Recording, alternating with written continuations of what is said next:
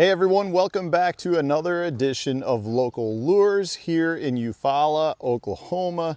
Now a lot of you know, if you watch the channel on a regular basis, I like to hit up the local bait shops to see if I can find some locally made lures while I'm here on my off days. So today I hit up a couple of bait shops in the area and I found some scores, guys, some things that I'm pretty excited to try. Not just back home up in Wisconsin, but also just throughout the country. I think some of these could be real winners. So let's jump right into today's episode. The first one that I want to talk about is this guy right here. This is Big Daddy Lures.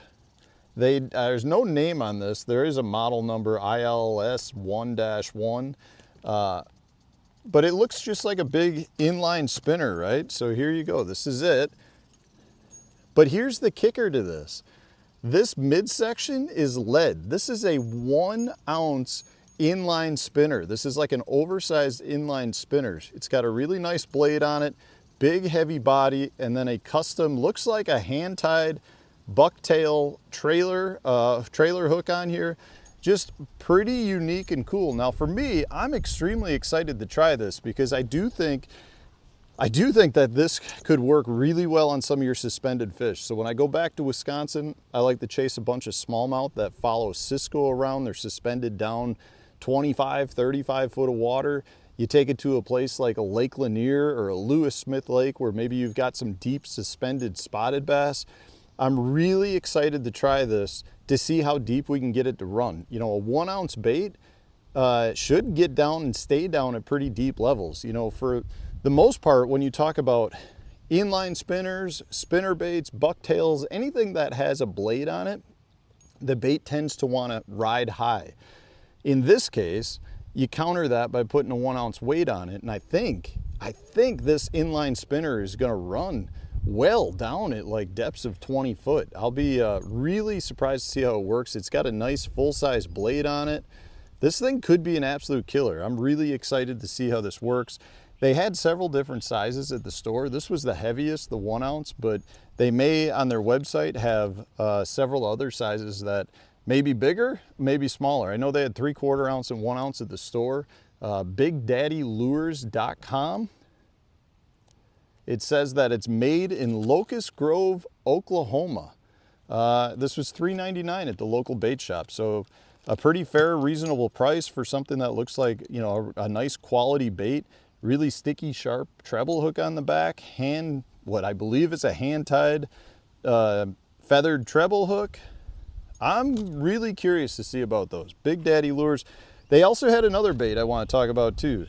And again, there's no names on these packaging. So I would recommend to Big Daddy Lures to put a name, a product name on the packaging other than just the model number, just so I know what to call them and other people know what to call them.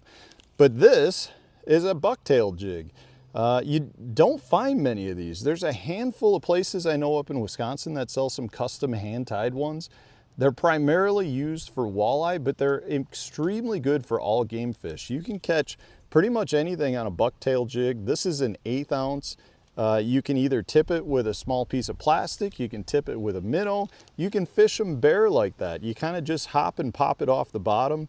Really difficult to find. So I was impressed to see this. I'm looking forward to taking it back. Again, this is a 3-pack, $2.29 for a 3-pack of custom hand-tied bucktail jigs. I don't know how they do that because that's a very reasonable price for those. But again, you can get those at BigDaddyLures.com, again, made in Locust Grove. So that was 2 baits that I saw that really jumped out. Another one, and I can't say for sure that this is local. I don't know because it doesn't have where it's made, but it does say made in the USA, RedneckRubco.com. Beaver Bottom baits. All right, guys, so Oklahoma is kind of like the epicenter for big crappie. Lots and lots of crappie, guys. You go into the bait shops, you find a lot of good crappie baits, and that's where these were listed. Now, me being a crappie guy, I also got black and blue. Me being a bass guy, and if you watch my channel frequently, you know how much I love micro baits. And a lot of times what that means is I'm looking at crappie baits to see how I can apply those to the bass world. And these guys are ribbed paddle tails. Really unique to me. Now I've got a couple ideas in mind for this. One, I want to try it on the Core Tackle Hover Rig, the number 4 hook, which will fit these perfectly. Now that's a crappie size hook basically, but it should work great for this. I think you could fish it on a drop shot. I think you could put it on a small jig head like the Z-Man Shrooms, the micro Shrooms head, and fish it kind of like a Ned rig, pop it around. Overall, I think this thing will get bit, but I'm a huge proponent of small baits to increase the number of bites that you get. And seeing a plastic bait that's got a nice big body, rib body, with a big wide tail, that's got a lot of flexibility, that had a lot of really unique colors, more of your crappie colors, you know, brighter, different combinations like that. But I think this guy is going to generate a lot of bass bites for me. And I think with a hover rig with that big wide tail, this thing is just going to glide forever. So I was excited to see these Beaver Bottom baits. You can go to redneckrubco.com, pick up some of those. This is the 2-inch size. So maybe they got bigger, maybe they got smaller. I guess I don't know offhand. And I'll put links and websites to each of these companies in the video description so that you guys can go check them out if you feel so inclined to make a purchase. That would be cool too. You know, we love to support small bait manufacturers, especially ones that have pretty unique little baits. Being a small business owner as well with Core Tackle, we appreciate all of that support. So check them out. And then the last one I want to talk about, this was one that jumped out at me. The local bait shop had a lot of these. So these are jigs. They had a lot of different types of the Elk River Jigs. The Elk River Jigs are made in Broken Arrow, Oklahoma. The back of the package says Elk River Jigs is a family-owned and operated business. The business began on the Elk River branch of beautiful Grand Lake in Grove, Oklahoma. It is now located in Broken Arrow, Oklahoma. Our goal is to provide excellent jigs at a reasonable price backed by prompt, honest, and dependable service. Well, I like that mission statement quite a bit. I like that they put it on here as well. elkriverjigs.com. So a couple of things jumped out at me with these. So I bought a couple of them. This is the other one that I bought. This is the fire, I don't have the bag, the fire craw color. And then this is Falcon Craw. So the first thing, just talking about colors, the color choices that they had were very unique. Now I haven't seen a fire craw flipping jig in a long time. So when I saw the colors, I was very impressed with those. One of the things I really liked, and hopefully you can see this, a lot of their colors had really small glitter in the skirts, so they had a lot of flash. The other thing I want to point out is what you see at the top. They're tungsten, so they have a lot. I don't think they're all tungsten, but the different models that this bait shop had were primarily all tungsten. They had like football jigs, flipping jigs, some finesse jigs, a bunch of different jigs. This is just their standard flipping jig, but it's a tungsten head. So right off the bat, I really like that. The high quality black nickel hook that they've got in there, laser sharp, nice weed guard placement. The paint job on it is beautiful and refined. No paint in the eye of the hook. Just a really good quality jig. I've personally been going back to tungsten quite a bit more.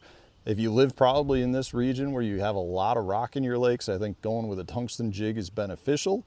So yeah, I was impressed to see these. You know, I'm not normally a huge jig guy when it comes to like using them on, say, local lures, but if I see a jig company that looks like they're putting a little extra effort into the bait, I really like that. In this case, their skirts, the paint jobs, the tungsten aspect. I also say I really like their packaging. I thought their packaging was really good too, which a lot of times for a smaller company, you don't see higher end packaging, but even like the material that the card was used out of. So that's elkriverjigs.com. I'll hold it up so you guys can see it.